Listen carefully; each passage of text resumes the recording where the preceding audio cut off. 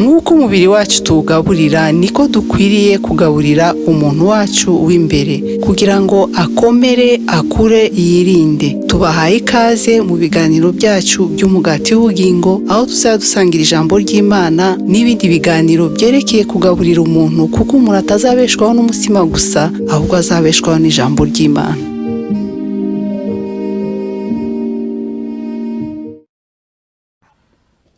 Amahoro y'Imana habe kuri wowe uwo dukurikiye muri kano kanya kuri YouTube channel umutsima w'ubugingo. Nk'uko mubimenyereye tubagezaho ibiganiro byiza bigamije kubaka sosiyete yacu nyarwanda, ijambo ry'Imana ryiza ryubaka umuntu wacu w'imbere ndetse n'uw'inyuma kugira ngo arusheho gukomera. Imana ibahe umugisha rero mwebwe mwifuza kubana natwe muri munsi, kandi Imana y'amahoro barebe neza ibishimire. Turagarutse turi kumwe n'umubyeyi wacu usanga mumenyereye Bijou. Umeze neza? Ndaho. Uri amahoro? Nawe? Nanjye ndashima Imana n'umuryango turi amahoro. Turagarutse rero kuri kamera ya mutsima w'ubugingo kugira ngo dusubukure ikiganiro twakoze ubushize. Twakoze ikiganiro cyiza, ariko dusezeranya abantu yuko tuzagaruka tukongera tukagira icyo tukivugaho, by'umwihariko twifashisha n'ubuhamya bwawe. Ndagira ngo rero tuguhe ikaze muri kano kanya, usengere kino kiganiro kiragize Imana kugira ngo kigire umumaro wacyo. Ni karibu. Urakoze, kadusenge. Uwiteka Imana, twongeye kugaruka imbere yawe tuguha icyubahiro, twongeye kuduha undi munsi mwiza. Natwe turishimye, nuko kwishima tuje guhamya ibyawe. Ndagutumiye kuri uyu muyoboro wateguye uwo mutsima wawe w'ubugingo, washoboje Imana kugira ngo nange umpe kubivuga nk'uko wabiteguye, ugere ku bantu wateguye, kandi Imana n'ubuhinga bw'ibyuma bigende neza. Tubisenze twizeye mu izina rya Yesu Kristo, amen. Amen. Amen. Ntabwo rero dutinda dukata Nyanza na Ruhango, ahubwo ushize twasubitse dusezeranyije abantu yuko tuzagaruka tugakora ikindi gice kuri kiriya kiganiro twakoze, aho twavugaga ku kibazo, turakita ikibazo cy'abana b'abakobwa baterwa inda zitateganyijwe, bakabyara abana bamwe ntibanababyare kubw'inama mbi bagirwa, bagakuramo inda bakica abana, abandi bagafata abana bakabajugunya mu miryango hirya no hino, ugasanga umwana uyu munsi ari kwa kanaka, ejo ari kwa kanaka. Ariko twaje kubona ko umugambi w'Imana kuri abo bana ari mwiza atari umubi, aho twifashishije inkuru ya Aburahamu na Sara na Hagari, ya Hagari ko uwo mwana we Ishmael izamuhindura ishyanga rikomeye kandi ko izamuha umugisha. Ibyo Imana yarabikoze kuko ni Imana isezeranya igasohoza. Uyu munsi rero tugiye kuganira kuri uwo mwana n'ubundi. Uwo mwana wavutse noneho, ntago za nama mbi umukobwa yazumviye ngo akuremo inda, cyangwa se ngo umwana amujugunye muri toilette, cyangwa se ngo amukore ibindi bibi. Wa mwana yavutse ariho. N'ibihe bikomere uriya mwana agira uvutse muri ubwo buryo, akagira ihungabana mu buryo bumwe cyangwa ubundi, akagira kutitabwaho n'imiryango, akagira guteranwa mu miryango, uyu munsi ari kwa kanaka, aje kwa kanaka, ndetse hari n'abo bavutswe uburenganzira bwo kubona ababyeyi. Urugero ndamufite, yabwiye umusore ko atazigera abona umwana we. Umufamiliye yateye uwo mukobwa inda, hanyuma umukobwa afata umwana amujyana, abwira umusore ko atazigera abona uwo mwana mu gihe cyose atemeye ko babana nk'umugore n'umugabo. Undi ati nanjye naguteye inda duhuriye mu burara, hari abantu nyine bahura mu kabari mu inzoga, ati nta gahunda ufite yo kubana nawe. Undi ati niba tutabanye uyu mwana ntuzigera umuca iryera. Ndagira ngo tubwire ibikomere abana bagira baterwa no guterana mu miryango, biterwa no kuvuka muri ubwo buryo. Urakoze cyane, ubaza ibibazo byiza. Bizeye ko abantu bari gufashwa, ko tugambiriye gufasha umuryango mugari w'ikinyarwanda ari kimwe. Ibikomere rero ntibyabura nk'uko byumva. Umwana, mvuze ku mwana akomerekera mu nda, nubwo ndisegura ntabwo ndi umupsikologe, usibye ijambo ry'Imana n'ubwenge Imana itanga. Ariko ni ukuri umwana akomereka akiri mu nda. Tuzazana abahanga nibatwemerera bicare hano bavuge. ni ukuvuga ngo uko mbibona cyangwa se nabibonye umwana akomerekera mu nda kuko umubyeyi n'umwana baba bari connected nk'uko nabivuze. None icyo gikomere gitera ingaruka ku mwana, noneho nyina tube tumuretse agira comportement cyangwa se imyitwarire y'umuntu wakomeretse kuko ubaye rejected, ubaye abandonné. Ni ukuvuga ngo wa mubyeyi wawe umwe muri abo arabura, yaba umupapa yaba hari igihe biba ugasanga umuhungu niwe usigaranye umwana. Twumve ku mpande zose. Twavuze ko Imana ishira ubutunzi mu babyeyi bombi.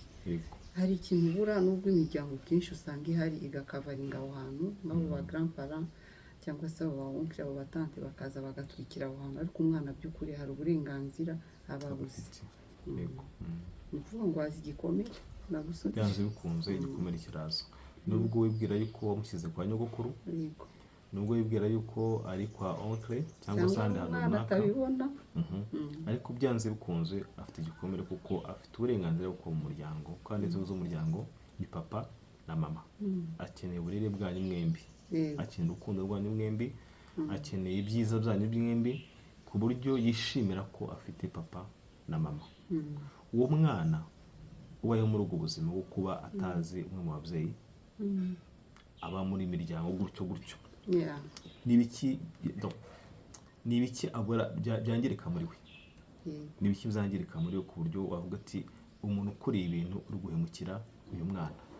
Uko mbireba ari muri arezwe n'amaboko navuga mabi, batangira kumumaltraita bakamurejectinga mu bigaragara, ugasanga kana ntibakitayeho cyangwa se karahunga bagaha ibiryo bagatuka, sibyo nibyo umuryango urakomerekanaho. Kandi rero ikosa rikunze kuba abakobwa bakunze kuba victime cyangwa abasora kumva ko bamuvugiye nabi, bamufashe nabi, ariko n'umuryango ufite uburenganzira bwo kurakara. Noneho turi kuvuga bwa burakari burenze, umubyeyi ashobora kurakara n'ikintu kibi, emera abagozi ninde waguteye inda, byagenze gute, n'uburenganzira bwabo nabo. Rero kenshi umwana noneho turetse ababyeyi, akana karabifiringa, umwana arabumva, kenshi bafite capacity yo kugira kumva feelings z'abantu. Iyo umukunda umwana arabyumva cyangwa se umwana arabyumva, ayo marangamutima arakomereka. None ibikomere bifite ukuntu bizana imyitwarire y'uwo mwana cyangwa se bikamutera kumera ukuntu. Rero ikintu gihita kiba ni ugukomereka, agahinda akenshi karagaragara muri ubwo buryo. Noneho niba ngusubije neza, ikintu gihita kiba nyine ni manque, yumva ko hari ikintu abuze, icyuho aracyumva nubwo atabikubwira. Turaza kubwira inama ababyeyi kuko ari igihe uba ushaka nawe kudahutaza. Iyi ni sije ndende cyane tutarangiza. Hari igihe uba wumva nanone niba amakosa ari umuhungu, ndamushima umwuzukuru ku ngufu se. Hari n'igihe ashobora kuba adafite n'ubushobozi. Uyu mwana se wagize reka twigize amaka, tuvuge yagize amaka y'urukundo rw'ababyeyi, yagize irungu kubera yuko afashwe nabi, ari maltraité muri uwo muryango. Hari n'abatajya ku ishuri, ntabajyane mu ishuri ngo bajye kwiga, akabahungaho ugasanga imyaka ibaye 5 ntajya mu ishuri, ndetse najya mu ishuri akajya ajya mu ishuri ariko nta bikoresho by'ishuri afite. Uyu munsi akwiga ejo ntiyige. Reka duhere kuri icyo kintu cy'ishuri. Uyu mwana wabaye maltraité, uyu mwana wabuze ubwo rukundo, uyu mwana ufite ibyiho muri we, ashobora kwiga bigakunda? Biragora kuko byose kwiga ni umutwe, umutwe ufatanije n'ubushake. Akenshi rero n'imikurire no guhera muri ubwo bwana abijyana no mu ishuri, afite des incompréhensions. Hari umubyeyi umwe atabona, icyo gihe arabijyana mu ishuri ugasanga concentration cyangwa se gufokasinga ku byo umwarimu avuze biragora. Iyo atabonye urukundo nyarwo, tubanje kuvuga ibibazo ariko ibisubizo birahari. Akenshi rero umwana nk'uyu aratsindwa cyangwa se akiga nabi, ugasanga ntabwo bizanye umusaruro mwiza. Reka turebe ku buzima, ku myitwarire y'uwo mwana n'abandi. Ese izo manka uwo mwana afite ntizishobora kumutera kugira ishyari abandi bana? Birashoboka cyane, ku buryo ashobora kuba ari umwana udakunda abandi bana babana n'ababyeyi babo. Ariga mu ishuri, afite abandi bana bigana babana n'ababyeyi bombi, rimwe na rimwe bajya baza no kubacyura ku ishuri, cyangwa se ajya nabona mu muhanda bagendana. Ntibishobora kumutera kwanga abo bana? birashoboka. Kimwe mu bintu agira cya mbere, kwigunga bimuba hafi, akakutegera abantu bataza kumenya mbese ibye cyane, akabikora we kugira ngo ahishe amakuru ye. ugasanga akenshi arashaka ntibimugaragare. Ahangaha turashaka gufasha cyane ababyeyi bige comportement y'umwana. Ibyabaye byabaye, twazi kubishyira ku ruhande, ariko noneho umwana umurera ute? Wenda turi kuvuga ku bana bafite ubushobozi, akajya mu ishuri ukanamujyana mu ishuri nziza, ukamuha amagifuti menshi. Hari abahita babikavaringa mu kubaha ibintu cyane kuruta kwita ku marangamutima y'umwana. Rero amarangamutima nibaza ko ajyanye n'ubwenge n'imikoro n'ibigaragara, avuga ngo amanota mu ishuri, uburyo witwara mu bandi bana, uburyo mwarimu akureba, byose bifatana na cya kintu umuhaye imbere, kuko imbere niho umuntu agomba gutereta mbere, ufata umwanya wo kwegera wa mwana ukamuha urukundo. Igisubizo cya mbere ni urukundo. Umutima urakomeretse, yego, niba unyemera twasoma nta kibazo mu Bakorinto wa mbere igice cya 13 baravuga ngo urukundo ruhebuje byose kuba ingenzi. Amen. Nubwo navuga indimi z'abantu n'iz'abamarayika, ariko singira urukundo mba mpindutse nk'umuringa uvuga cyangwa icyuma kirenga. Umurongo wa 4 ngo urukundo rurihangana, rukagira neza, urukundo ntirugira ishyari. Urumva, urukundo ntirwirarira, ntirwihimbaza, ntirukora ibiteye isoni, ntirushaka ibyarwo, ntiruhutiraho, ntirutekereza ikibi ku bantu. Umwana ikintu cya mbere akeneye ni urukundo. Urukundo ni igisubizo. Imana yavuze ngo kunda mugenzi wawe nk'uko wikunda, kandi nimukundane nk'uko nabakunze. Kandi udakunda ntazi Imana. Umutima wakomeretse twabivuze. Icya kabiri ni urukundo rugomba kugaragara muri uwo muryango umwana arimo. Abo ba oncle se, abo ba tante, abo ba nyogokuru na sogokuru bagomba kumuha urukundo. Noneho iyo yuzuye urukundo atangira gusohora ibintu bizima, akajya mu bandi bana nawe abakunda, kuko umuntu atanga icyo afite. Icyo udafite ntabwo wagitanga. Biragoye cyane cyane.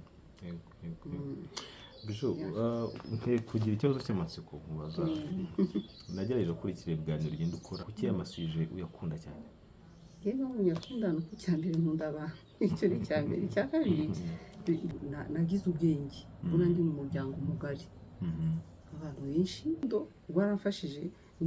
Nk'ubishimare nubwo batatubwira muri Bibiliya, wenda hari ibintu yabazaga nyina mu butayu, kuki turaha, kuki ntabona Isaka, kuki ntabona Aburahamu, kuki turanga. Rero ndashima Imana cyane ko mama wanjye atafashe inda yanjye ngo ayikuremo, kandi yari akiri muto cyane. Ndamushimira mama, warakoze. Iyi video uzayireba ndabizi.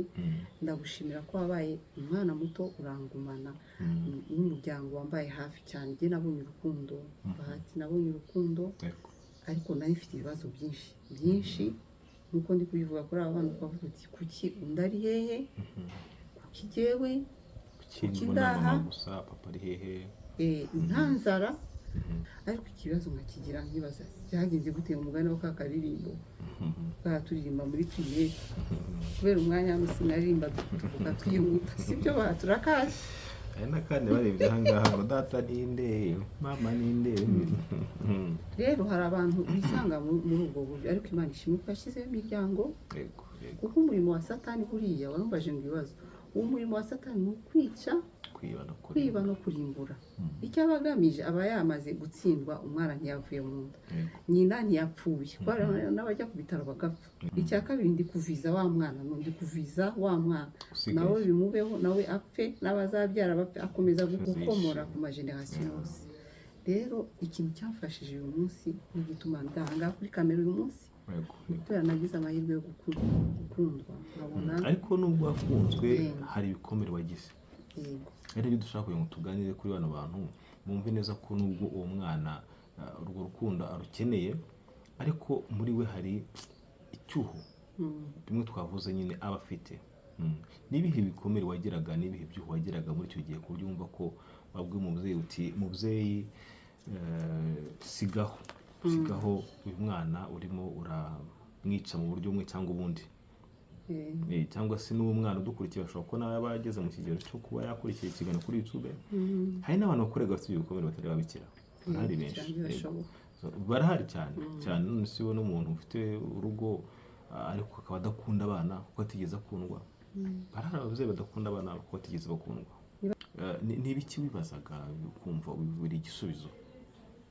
ibibazo byabaga ari byinshi kugira nibutse ntangiye kugira ubwenge utangira kwibaza ukubona ko hari uburenganzira wambuwe.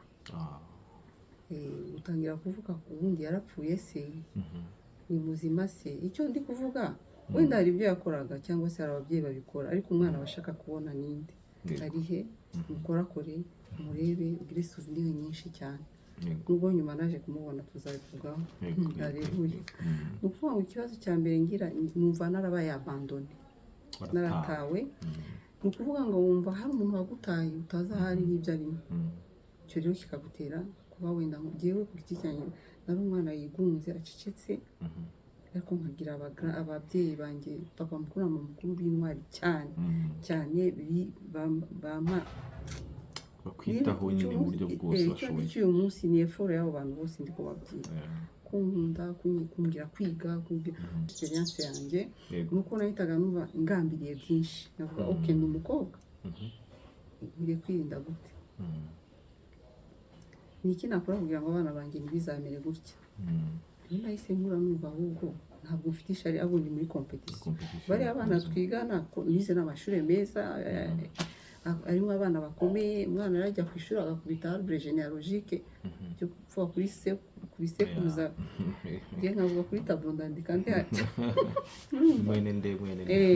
Ibyo rero ni ibintu bihita bituma wumva okay, ahubwo reka mfunge ntibananyegera, ahubwo mumeze ndwana nuko iki kintu kitazaba repete mu buzima bwanjye. Icyo gihe nta gakiza nari mfite, nzabibabwira nabyo, ariko nari naratojwe indangagaciro za Gikristo. Ni ukuvuga ngo banyigishaga gukunda Imana, nizi nambara udushapure, imisaraba. Ni ukuvuga ngo numvaga Imana hari kumizana kuri kose wari ufite ubumuntu muri wowe, indangagaciro za kimuntu ziri muri wowe.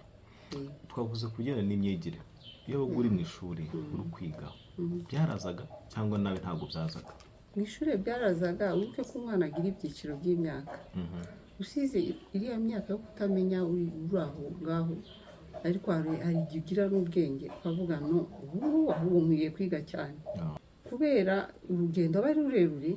Hari faze yindi umuntu anyuramo, wenda ugiye kuba ahandi hantu kubera nyine iyo nzira urimo Imana yaguteguriye, bikaza bigaperturba ubwenge bwawe. Ni nkaho ugiye kuba ahandi hantu, imico wenda iratandukanye, bise bingiraho ingaruka mu ishuri, ugasanga sindi kwiga neza, ndi kwibaza kuki navuye hariya bya bindi byo kwimuka.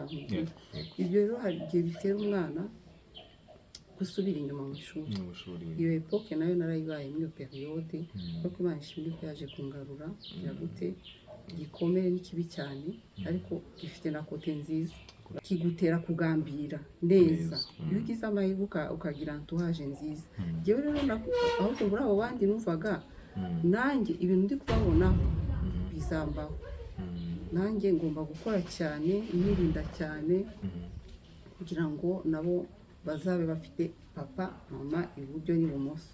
Kandi ndashima Imana ko yagiye kubera agakiza, Imana yagiye ikora bigenda neza.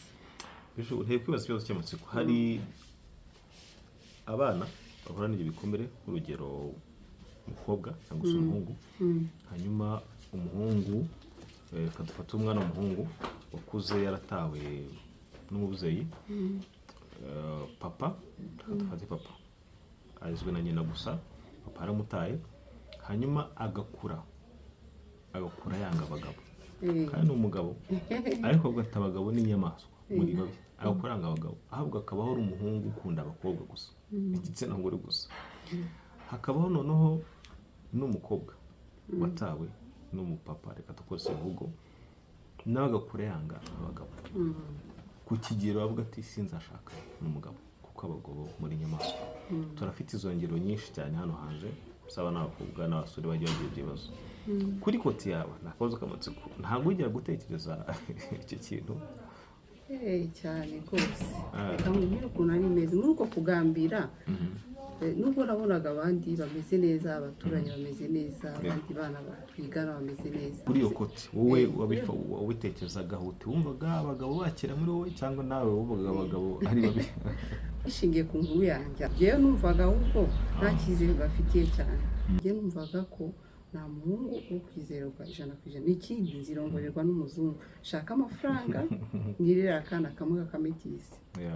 Ibintu byo kuba umugore w'umwirabura wapi sinzi impamvu wenda narebaga mu mafoto cyane kiriya gihe hari ibitabo twarebaga none ukabona izi nkundo n'amamuvi ukabona izi nizo barakundanya gukunda ntabwo bigenda pourtant nabo n'abantu barabikora cyane ahubwo narishuka aho ngaho nyine by'ubucuruzi ariko nawe burya nta rukundo bagira narishukaga rwose rero no kuvuga ngo nibwo bumenyi nari mfite kiriya gihe nta nubwo nari bwakizwe numvaga inzozi zanjye ari gushaka amafaranga benshi ngakira ubundi nkaba umwana wanjye ibyo ashaka ntanabyaye benshi cyane babaye benshi bakaba babiri umva ko nagambiraga neza ariko bitari ibyo gukizwa numva nabyo nyine ni bya bikomere watewe n'ubuzima wisanze muri ubwo buryo ndagira ngo dusa nkaho dusatira umusozi w'ikiganiro twahitamo dushaka kwereka abantu yuko ibyo tuvuga ntabwo ari inkuru gusa zo kuganira ahubwo ni ubuzima buriho abantu babayemo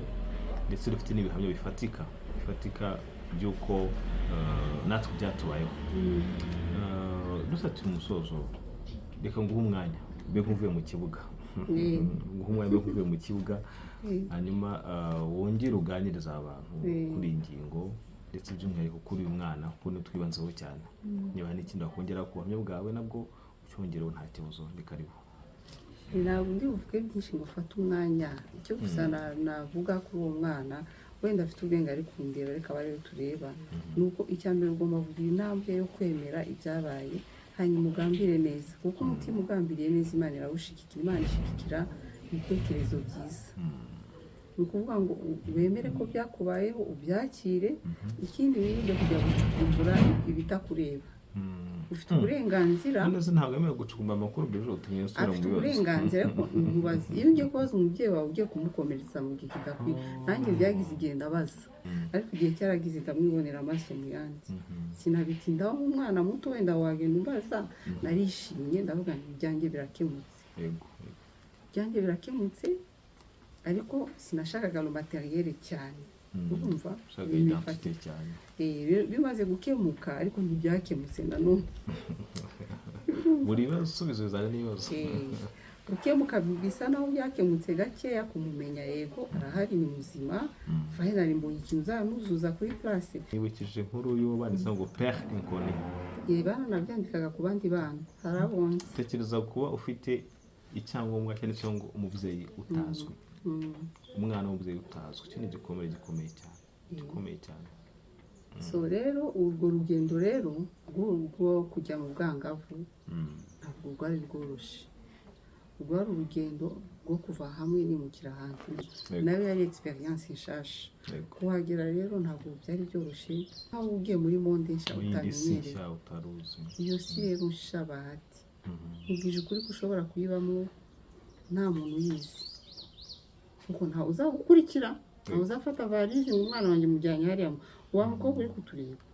ufate igihe cyo kureba igihe gikwiye aba ari bubikore ubanza utekereze se umwana wanjye byari bikwiye ko ajya hariya ufate igihe cyo gutekereza uvuga uti ese byari bikwiriye ko mwimura ese bariya abantu bari ready yo kumfatira neza umwana kenshi mbona bapfa kubajyana kubera gutinya za mvumba zashize akavuga ati ni umwana wanyu icyo gihe rero yarashyiriwe nyine nta mahitamo afite agapfa kumutanga ariko atabanje gutekereza ingaruka z'ibyo akoze wenda ntabwo bafite maturité nk'iyo wowe ufite bareba icyo ari cyo agaciro k'umwana psychology y'umwana ibyo byose ntabwo ari ibintu biba byoroshye ariko njye naje gushima Imana nyine kwa kugambira rero kwaje kungeza ku gakiza Yesu yangiriye neza ndamuhamiriye ni ukuvuga ngo icyo gihe nari umuntu atuje ari ugutuza rero kuba kutarimo amahoro iyo mbitekereje ubu niyo mbona ko nari wari utuje ariko ari ukuvuga ngo reka ceceke kuko se kuba chef mu muryango musha aho n'ahantu ho kureba cyane umwana si vaze ufata wimura ujyane hariya sibyo wenda nabo bafite ukuntu baba bateye wenda bafite ibindi bikomere byabo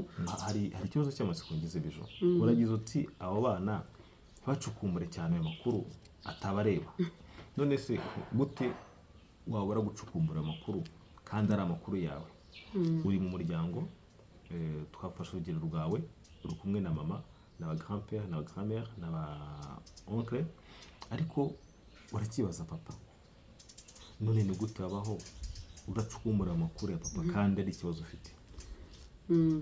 ubwo aba ari uburenganzira bw'umwana, ariko icyo nashatse kuvuga ni ukureba mu gihe gikwiriye. Hari igihe umwana ashobora kubwitariza agasa n'ushaka guhatiriza umubyeyi, bivuge kubera iki nyina by'ukuri ntazi uko byagenze, ntazi ko amakosa ari aya nyina cyangwa ya se, ariko agakora muri ubwo buryo bubi. Ni ukuvuga ngo ikintu umwana agomba kwirinda ni ukubikora mu gihe kidakwiriye cyangwa se kubikora nabi. Acukumbure, ego ni uburenganzira bwe. N'inama nagira ababyeyi ni uko ukwiriye kureba igihe gikwiriye uwo mwana ukamubwiza ukuri. Byanga byakwiriye rero nicyo kibazo turagira. Ni ryari? Ni ku myaka, ni ku manywa, ni nijoro. Umubyeyi arabimenya. Iki kintu kirankoraho cyane. Numva ko umwana akwiriye kumenya ukuri, ariko bijyanye n'uko imyaka ye igenda ingana. Wenda urareba ukuntu umwana umuganiriza buhoro ukamubwiza ukuri, kuko ukuri kurabohora. Yego cyane. Sibyo? Umwana umubwiye akabyibonera, agera igihe akabona ko hari umubyeyi utameze neza cyangwa uya w'umupfapfa, kuko umwana aragira ubwenge akabibona. Ushobora kumwisha ya myaka y'ibanze ukamuha gift ukagira gute. Mu gihe gikwiye rero yaba umubyeyi ashobora kukimenya, kuko niba abaza umwana we, yaba umwana ashobora kumenya ryari nyina yiteguye cyangwa se kumubaza ukuri, kandi akabikorana ubugwaneza n'urukundo. Bibiliya iravuga hano mu Migani 12 umurongo wa 22 ngo ururimi rubeshya ni ikizira kuwiteka, ngo ahubwo anezezwa n'abakora iby'ukuri. Ni ukuvuga ngo ureba umwanya nyawo ugasenga Imana, wa mwana we ukareba ntakibaza nonaha muri kino gihe igihe muba mwasetse ukagacishamo, cyangwa se apana kuza warakaye ngo nanjye ngo bagomba kubibwira, ugasanga wishe byinshi kugira ngo ukize byinshi, kivumbura ukava mu rugo ukajya kujya kurara hanze mu zindi ngo. Ni ukuvuga ngo watangiye urugamba. Ubwo rugamba warutangiye umwana akiri mu nda, komeza kugeza ubwo utsinze urangije intambara nziza. Reka dufashe uyu muntu mu buryo bworoshye cyane. Yego ndabivuga, umuri mubyeyi abaza umwana we intege nke ze, imbaraga ze, ahatsindwa n'ahakomera. Ariko se tugiye nk'ukitwa nk'imyaka, niho kuyiha imyaka nibura wabwiza umwana ukuri, kandi kutari kose kwari ukuri utabwira umwana kuko ntiyakumva n'ibyawe na se, ariko nibura niriya arushaho kwicaza umwana ukaba wamubwira ayo mateka mu ncamake kugira ngo nibura umuse nk'uho umara amatsiko. Icya kabiri, ube nk'umuhaye rugari, mbaza noneho niteguye kugusubiza. Ni nko kwiha imyaka. Mbere ndabanza kudakomeza kwisegura, ntabwo ndi umupsikologe, ariko hari igihe umwana ubona azi lo bien lo mal, azi kumenya ikibi n'ikibi. Icyo gihe utangira kumubwira story buhoro buhoro, cyangwa wegera abapsikologe bafite ukuntu bashobora kukubwira ngo cyangwa ugisha inama abandi, sibyo? Bashobora kukubwira ubu hageze, ushobora kumubwira buriya tukindi turebe papa, bishobora kumushoka, cyangwa se mama n'uyu. Buhoro buhoro ukagenda umutoza buhoro. Imyaka rero sinyizi, ariko umubyeyi ashobora kubimenya cyangwa se umwana akamenya, kuko abana buriya bazi ababyeyi babo. Umwana azi umubyeyi ufite intege nke n'ukomeye ahantu runaka, baratumenye. Rero kimwe n'umubyeyi amenya umwana we. Rero igihe gikwiriye nimwe mu kimenyetso bigaruka kuri mwebwe. Ikintu cyiza uvuzemo, uvuze uti umubyeyi akwiye gukomeza kugenda aganira n'umwana we buhoro buhoro. Ntekereza ko nacyo igisubizo cyaba cyiza, kuko nanone uramutse umutuyeho ayo makuru yose icyarimwe ushobora kumwangiza. Ukagenda umubwira buhoro ku buryo abona yuko uri inshuti ye ikeneye kumwomora, acururukiraho ibyo bibazo by'amatsiko ugenda kozwa n'umusubiza buke atari ntuhite umufunga ku kanya uko aje umufunga, ahubwo genda umuganiriza buhoro kugeza igihe uzagendera ukuzuza umwana kuva ko nibura noneho amatsiko ashize. Yagize amahirwe yo kureba hose, akagira n'ubwisanzure, n'unyuma agahitamo akabona yewe ndabona, kuko abantu nk'abo kenshi ntibabana, cyangwa iyo bagize amahirwe birakunda umwana agira uruhande ahitamo kubamo. Kuganiriza abana hari ikosa ababyeyi dukora, tukabaganiriza tubangisha undi mubyeyi. Icyo kintu ntekereza ko dukwiye gushaka ukuntu twakiganiraho, kuko nzi abana benshi b'abasore bagiye bajya mu gisirikare kugira ngo bazice umubyeyi wabo umwe. Barahari benshi rwose, no muri komantere ntibabura bashaka kubikubwira, babazi babayeho kubera ko umubyeyi umwe yamwagishije undi ku kigero yumva ko amwanze akwiye gupfa. Ntabwo yagiye mu gisirikare kugira ngo arwanire igihugu umutekano wacyo, agiyemo kugira ngo azihorere ku mubyeyi umwe. abatarakigeramo nabo bagira disipurine bagira disipurine we, ariko urumva ko hari uburyo dukominika abana nabi, aho kugira ngo tubavure ibikomere ahubwo tukabongera ibikomere. Umuremyi mu rwango ku kigero yifuza kwica umubyeyi we, kandi si byiza kuko ni amaraso ye byanze bikunze. Icya kabiri kandi ntabwo uzi ukuri kuri umutima w'umuntu kwamuteye gukora ibyo yakoze, nubwo wenda wowe waciye urubanza ku byo amaso yawe yakweretse, ariko ukuri kuri umutima ntabwo ukuzi. Birashoboka yuko ubushize nakubwiye inkuru y'umushuti y'umuntu nzi nawe byagenze gutyo agatera inda umukobwa. Mu by'ukuri icyatumaga abasha guceceka no kwemera bakabeshyura umukobwa we ko yasambanye n'abandi bahungu kandi batabizi, nuko iwabo bamupushe bamubwira bati ntabwo uri tayari kubaka urugo, uracyari umwana, uracyari mu ishuri. Izo nkuru tuzishaka ntukanazivuge, mu byo utekereza uriya mwana umwibagirwa. Numva ukuri kuri umutima we ni ababyeyi. Twebwe icyo turi kureba n'iki ni uko atari kwita ku mwana gusa, ariko aho wa musore yamaze kuba umuntu n'ushobora kwigenga afite ubushobozi, ahubwo kuri ku mutima ugati ngiye burya ntabwo umwana namwanze, ndamukunda na nyina ndamukunda kandi niteguye kubana nawe. Yego cyane. Rero tujye twirinda guca imanza z'ibyo turebesha amaso gusa, ahubwo hari ukundi kuri umutima tuba tutazi.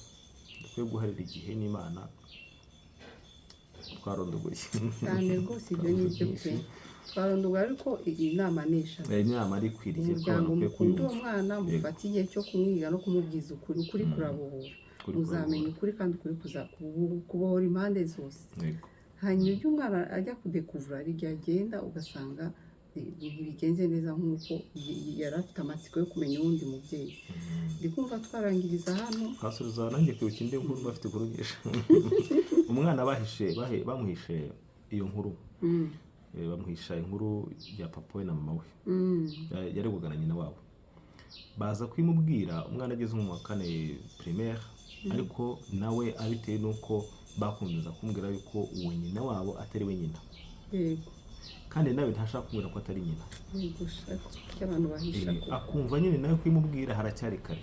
Ikindi kandi tuvuye mu mateka ya jenoside, uyu mwana ni igikomere wagaceceka. Ninjye nyoko reba turi bangamo yanjye titi yagira ati barakubeshya, mama we yapfuye muri jenoside, iso nta nubwo tumuzi ngo ninde. Umwana rero amaze kugira mu wa 4 primaire, ibya bibazo byamaze kuba byinshi muri we, byinshi ku kigero atakibasha kwisuporta. Nyuma rero baje kwimubwira yahise agira ikibazo cy'uburwayi bwo mu mutwe. Nimwe mu manera umutwe arangirika. Ubu ni umusore agize imyaka hafi nka 33 ariko agiye uburwayi bwo mu mutwe, aracyafite n'ibinini by'uburwayi bwo mu mutwe bitewe n'icyo kibazo. Rero icyo kintu uvuze wenda nicyo dusorezaho, twitoze kuganiriza umwana izo nkuru abimenyere buke kuruta uko uzayimuturaho umunsi umwe bigahita bimwangiza umutwe. Ngeze ku by'umuryango rero nanjye ngira amagambo menshi nkawe dufite umutwaro w'umuryango rero ngira byinshi nkanku, mbese biri kuza ingero nyinshi, ariko reka dusenge Imana, dusengere umuryango, dusengere bano bana, dusengere ababyeyi. Imana yo mu ijuru ikomeze itange ubwenge, Imana yo mu ijuru ikomeze duhishurire amariba, ya mariba yahishuriye Hagari. Imana yo mu ijuru ikomeze itange amasezerano, Imana yo mu ijuru ikomeze yomore imitima y'abana n'ababyeyi. Mbese Imana yo itubere umukiza. Amen. Imana itubere umukiza, dukize mu buryo bwose. Maze iminsi nsenga ngo Imana dukize mu mubiri n'ubugingo. Hariyo dusenga tugasengera gusa ngo Imana ikize imbere yacu, kandi ubugingo bwacu burwaye burembye, turi indembe z'ubugingo zipfuye nabi. Rero muri iyi minsi ndimo ndasenga Imana ngo dukize imibiri yacu, ariko n'ubugingo bwacu bukize. Amen. Ubugingo bwacu bukize. Kare mu isengesho adusenge, ufata umwana nawe ubusengere, ntabwo twabirangiza hano tuba twirukanga n'inyuma. Kadushima Imana. Iteka Imana turagushimiye kuko wadushoboje kugaruka hano. Kuri Imana wadukoreye ibikomeye, dufite byinshi twahamya. Ndagushimiye ko wazanye abatumirwa bagakurikirana message y'uyu munsi. Ubaho umugisha Mana, icyo twavuze nuko urukundo ruta byose, kandi wowe urukundo waradukunze uduha utanga umwana wawe kinege Yesu Kristo kugira ngo umwizera wese ntapfe rube ahubwo ahabwe ubugingo buhoraho. Turiho kubw'urwo rukundo kandi Imana itegeko watubwiye ni ugukunda. Ndasenga imiryango uyihe urukundo kuri abo bana, Mana n'abo bana barugire rutembe uve muri bo rugere no ku bandi, kuko umurimo wa Satani ni ukwica ni ukurimbura. Mana twanze ko abo bana bikomeza bikaba mu majenerasiyo yose. Duhagaritse ibitekerezo bibi mu izina rya Yesu. Turasinze kugira ngo ababyeyi bigishe kugira ururimi ruvuga ukuri, kuko watubwiye ngo ni ikizira. Mana ni ukuri ubahe kugira ubwenge buturutse iwawe Mana butanduye, ubigisha kuvuga mu gihe gikwiriye n'ikidakwiriye, kuko ururimi ni urugingo ruto ariko rushobora kwica byinshi. Turasinze ngo ubahe ururimi rwigishijwe nawe mu izina ryawe Yesu. Werekereshe buno butumwa imbaraga zawe, ubahe kukwiyegereza, ubahindurire imitekerereze bose, haba abana haba ababyeyi, kugira ngo Mana ukomeze kubaka benshi. Uri Imana y'amahirwe menshi, ni ukuri Mana wongere kandi usane imitima, usane imiryango. Twaje hano guhamya ko watugiriye neza, n'abandi bazahamye ku bwawe, kuko ubuhamya Mana ni wowe ubuduha. Ushimwe rero, izina ryawe ryubahwe, mu izina rya Yesu Kristo nisenze nizeye, amen. Imana ibahe umugisha nawe ubutaha. Mwakoze cyane, reka nanjye mbashimire kubana natwe mu kiganiro cy'uyu munsi. Imana ibahe umugisha. Amen.